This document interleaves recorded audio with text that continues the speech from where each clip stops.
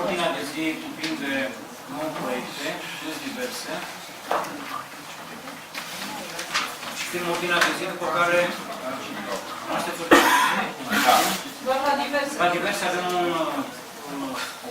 aprobarea unui ajutor financiar, unei eleve, Adriana Nedel cu Bacău, în vederea participării la marea finală în competiția Dance World Cup din Portugalia. Adriana Nedel cu Bacău. Supun la vot ordinea de zi. Cine este pentru? Primul proiect de hotărâre privind aprobarea rectificării bugetului de venituri și cheltuieli al Consiliului Local Mangalia pentru anul financiar 2014. Supun la vot proiectul. Cine este pentru? Abțineri? Proiectul numărul 2.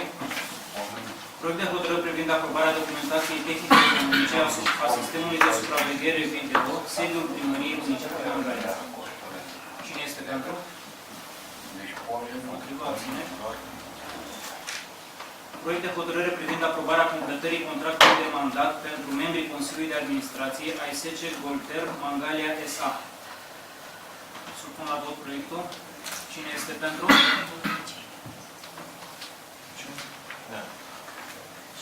Mai țineți o dată, nu ajută.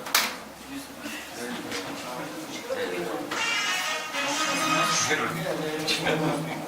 Proiect de hotărâre privind retragerea dreptului de administrare al serviciului public, administrarea domeniului public și privat asupra Comunului Teatru de Vară. Era o discuție, domnul președinte, dacă permiteți. A zis că l-am retras data trecută de pe sau am mutat împotrivă, dacă nu mă înșel. Și am înțeles de la domnul director că vrea să rămână cadrul alegătorilor în curs de a fi organizată o procedură. Ne gândeam la aceste altundeva, dacă îmi permite, să fie la complexul cultural, că se ocupă de articol. Da, s-a gândit altfel. Deci nu mai motivele, nu mai puțin, motivele invocate în noastră data trecută au fost lipsa fondurilor pentru gestionare la complexul cultural și persoane abilitate să facă proceduri de achiziție. Și tot atunci am și propus, dacă astea au fost motivele, ca să alocați un buget pentru complexul cultural noastră. S-a făcut propunerea asta, nu s-a modificat nimic și acum rămâne în starea inițială, dacă nu s-a aprobat niciun buget pentru ei. Adică să rămână la ADPP. Rămâne la ADPP. Să transferăm până la urmă. Facem ca și cu stadioanele. Adică ați spus că aveți un proiect de Există un întreprinzător care s-a oferit, dar deocamdată nu pierd eu cu nimic dacă îl transferăm acolo. Acum să mergem în forma inițială.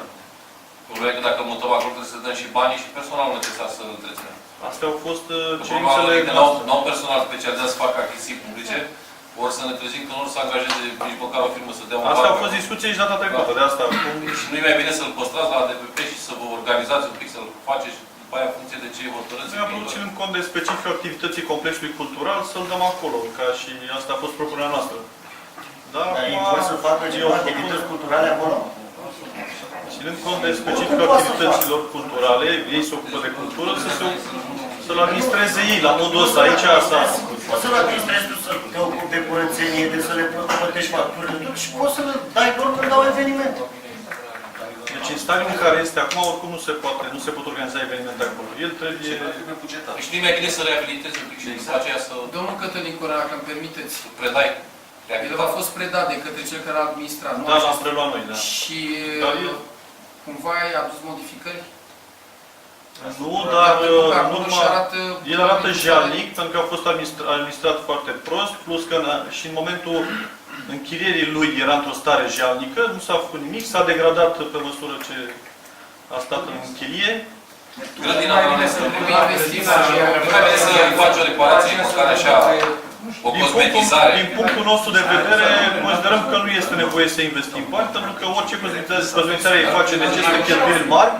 Ideea este să fie dat cuiva care să fie scos la licitație și făcut un proiect cu el ceva, nu știu. Nu complicăm cumva situația, ca proceduri până reușesc și... Păi apoi să dezmeticezi ceva cu el, trece vara. Se va plin sezon. Am aprobat în ședința trecută un regulament cadru de organizare a procesului. Las la pe ceea, domnul primar, exact. Pentru ADPP. Au și căderea să dacă... Să fac un pic de stetizare, dar după aceea, la un moment dat, eu așa o văd. Congresul aceea se ocupă de cultură, de spectacole, de... Dar în prima fază a DPP-ul să reușească să aducă în stare Normal. Starea normală, procedurile s-ar putea să îndeplinească către muzeul. Deschiderea și funcționarea la parametrii normali în sezonul ăsta. Să rămână la punctare de teritoriu și... Exact, și după aceea, dacă e cazul, discutăm. Mai vreau să la spectacol. nu l-am luat de o săptămână și jumătate. Casa de cultură, și alea de acolo. N-are nici pe Un investitor, da? Atunci propun amânarea proiectului. Cine este pentru? Amânarea? Sau o respingere, tot aia. Amânarea proiectului. Am folosit de Păi și atunci, te poți apuca în așa, da? Deci, repet, investițiile necesare și ca să-l pui la punct, oricum sunt foarte mari. Ideal este ca el să fie preluat de o entitate care poate să organizeze și să investească în el. Așa ar fi ideal pentru noi ca administrație. Și faci o procedură de achiziție în sensul ăsta? Nu, să facă o procedură. Ori complexul cultural, Nu stăm să facă. Așa DPP-ul poate să facă. Să viața Păi de ce nu faci ADPP-ul? Face DPP-ul procedura și după aceea... Și după el predai în condiții de... deci o să venim cu proiecte Exact. pentru el. Fă un devis sau știu eu ce trebuie să faci. Mai puțin dacă e justificată, scuze, situația asta de accesarea de fonduri sau de proiecte la Congresul Cultural. Ce ar fi mai... Dacă există și metode de genul ăsta. Dacă e posibil, ei să poată să acceseze multe. Sau poate Dacă dacă îți e termine timpul să nu știu dacă e Congresul de la Margine.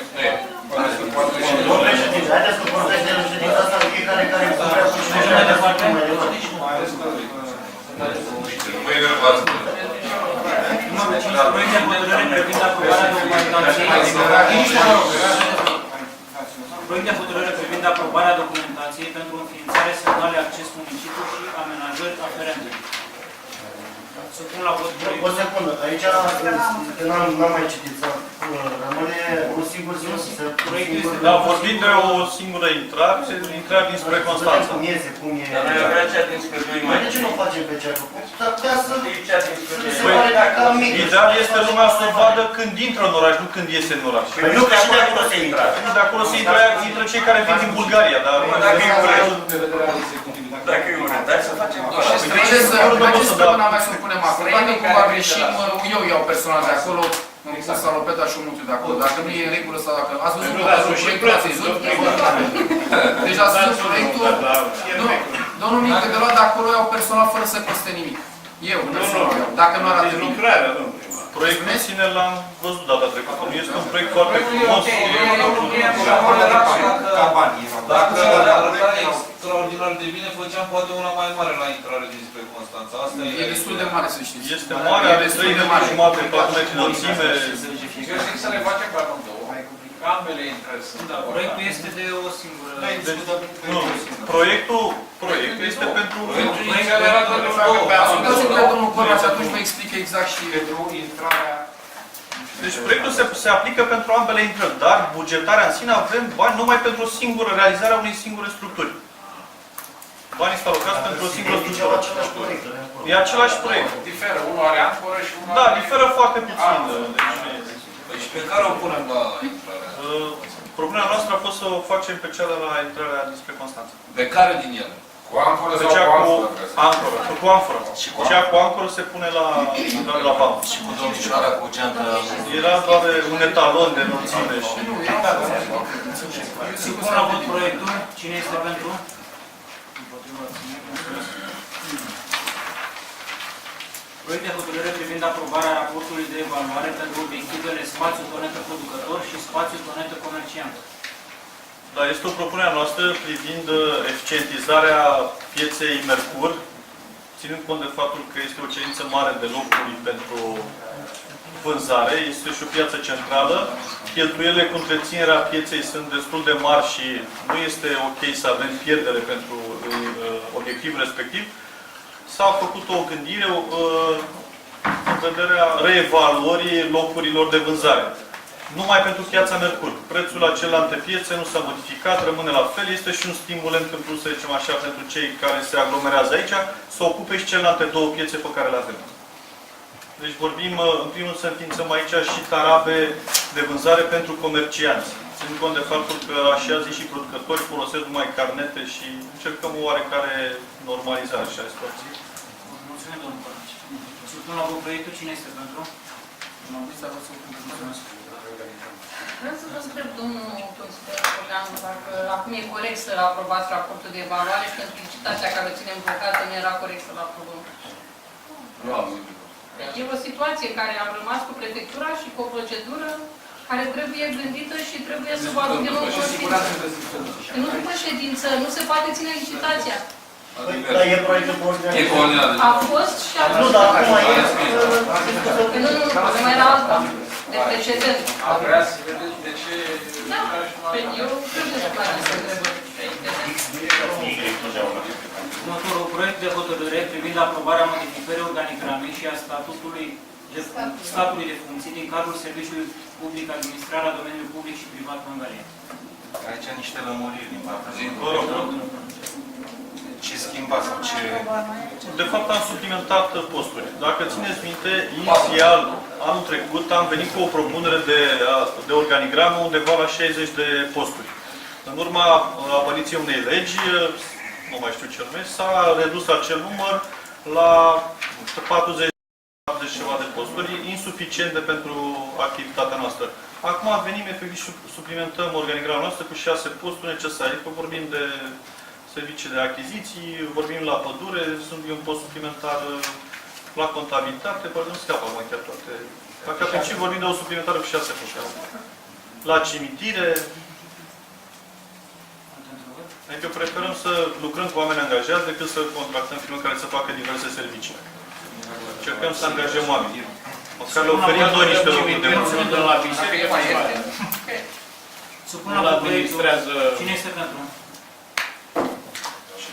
Abțineri? Împotriva?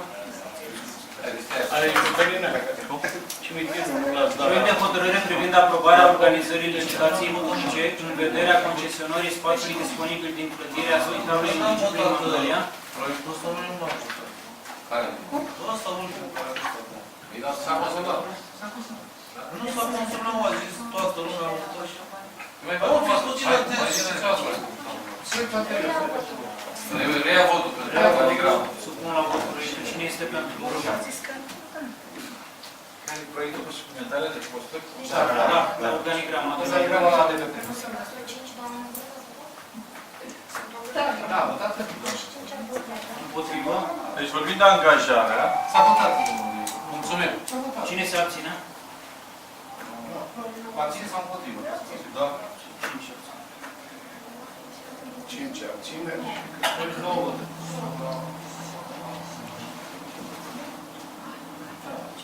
Proiect de hotărâre privind aprobarea organizării licitației publice în vederea concesionării spațiului disponibil din clădirea Spitalului Municipal Mangalia, situat în strada Rozelor numărul 2, în vederea amplasării unor echipamente medicale prin computer tomograf în mai A fost domnul director de la trecută, v-a zis la să și nu știu vorba. Să la vot proiectul, cine este pentru? Ține-ne împotriva. Proiectul numărul 9, proiect de hotărâre privind aprobarea avizului favorabil pentru înființarea rețea de canalizare menajeră în Comuna 23 August. Aici despre ce e vorba, că n-am înțeles.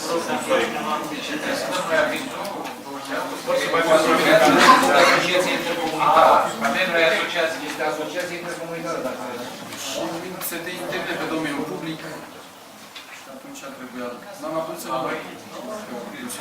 noi când facem canalizare, măcar, ca să cereți noi la 23 de măcar.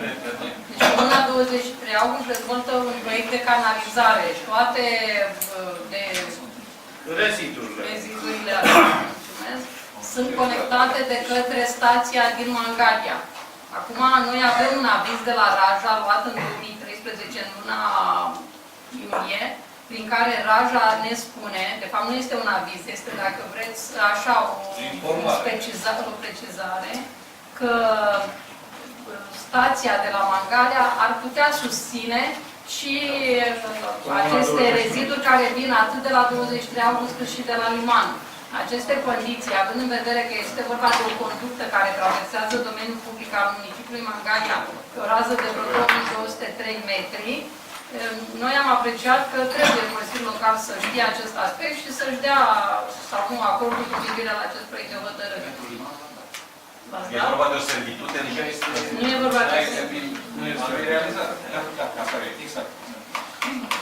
E posibil că vorba aici discutați că în timp vom extinde și mecanizarea în zonele, eu știu, cartier Dobrogea, Dobrogea și mai avem alte cartiere.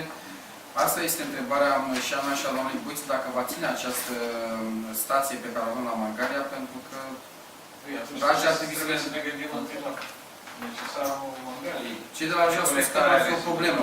Dar să nu ne trezim peste 2-3 ani de zile că... A fost proiectată.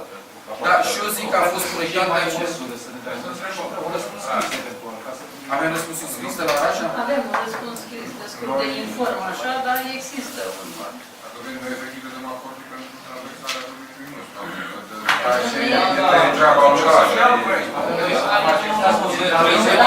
Dacă vrei să dezvoltăm o zonă, o să spună Raja, stop, nu puteți acum, ci peste 7 ani că o să avem o finanțare europeană să dezvoltăm stații de curare la Mangalia. Și atunci, nu avem să știu, astăzi duce, dar peste 5 ani nu știm dacă mai duce. Adresa nu mai puțin atât, deci dacă nu-l aprobăm... Parcă i-am deja avizurat. Da, lau. Astăzi duce stația respectivă, în timp... Noi avem un aviz de la Raja care spune așa, referitor la adresa dumneavoastră privind soluția de pompare a apelor uzate rezultate din activități gospodărești la stația de epurare a Mangalia, este agreată de SC Raja S.A. Soluția propusă va avea efect pozitiv asupra calității apei potabile din zona deservită, întrucât apa uzată menajeră de pe teritoriul localităților Dulce și 23 August va fi colectată și pompată către stația de epurare Mangalia și nu se va mai infiltra în plânza freatică din fosele vitajabile ale gospodăriilor. Menționăm că stația de epurare Mangalia, aflată în plin proces de modernizare și retehnologizare cu treaptă terțiară, poate asigura preluarea și epurarea apei uzate din Comuna 23 August. Este data anul trecut pe 8/7/2013. Deci poate. Da, e capacitate. Și așa, un reliment care are 23, așa, nu avem ce făcut. Au fost să se duce toți. E proiectul de finanțare. Problema e, cum a spus domnul primar, problema e să nu ne trezim peste 2-3 ani unde o să facem noi canalizări și nu mai avem capacitate. Dacă e ceva, cred că nu o să fie mai găsim un proiect cu nici modernizăm stația. Mariana, din asta cerci de proiectă de modernizare. Lasă să știm de asta. Nu știm, Până la vot proiectul, vă rog, cine este pentru? Împotrivă? Abțineri? La diverse. Primul proiect. Proiect de hotărâre privind aprobarea acordării unui ajutor financiar elevei Ariana Nedelcu Paveliu în vederea participării la marea finală în competiția Dance World Cup din Portugalia. Aprobarea hotărârii unui sprijin financiar pe cuantum de 500 de euro, echivalent în lei, la moment ce se rezultați. Restul banilor de unde primește? Că n-are ce. Este că înseamnă numai transportul, am aprobat că s-a asigurat. Dar nu, eu întreb și eu. Dar ce treabă avem noi cu...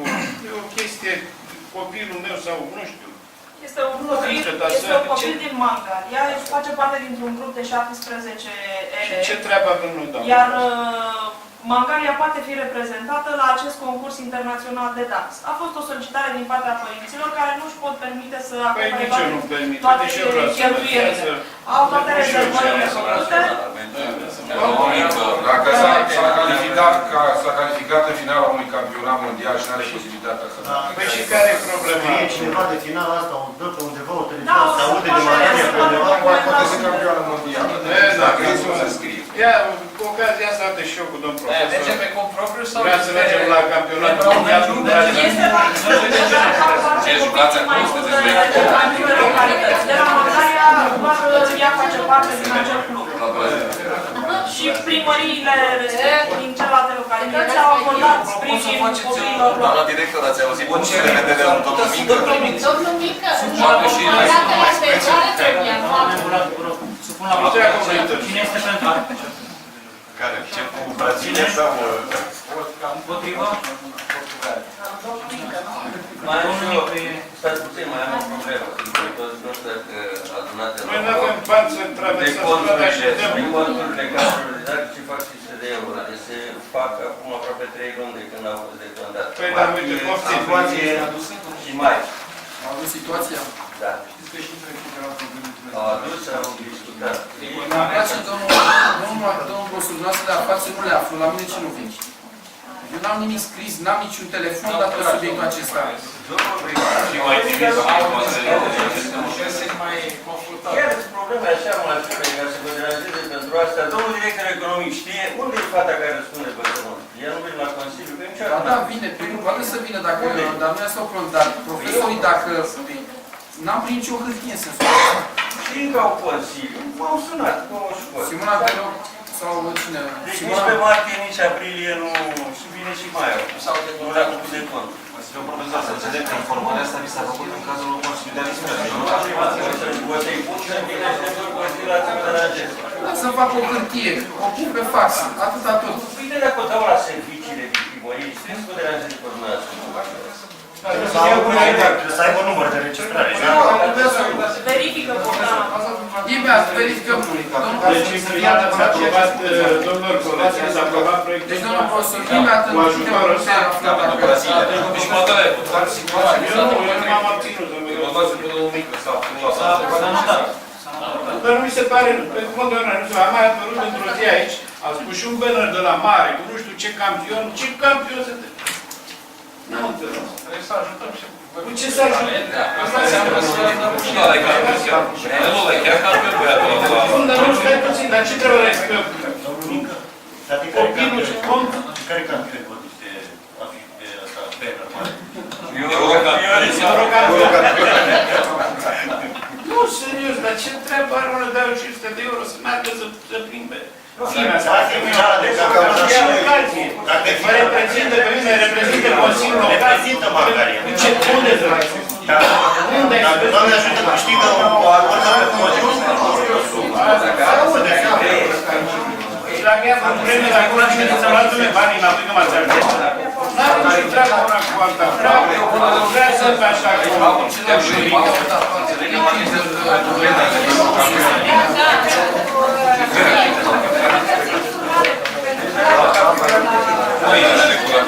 Nici că nu le-a dat la profesor, nici 500 de euro. Eurocampioni.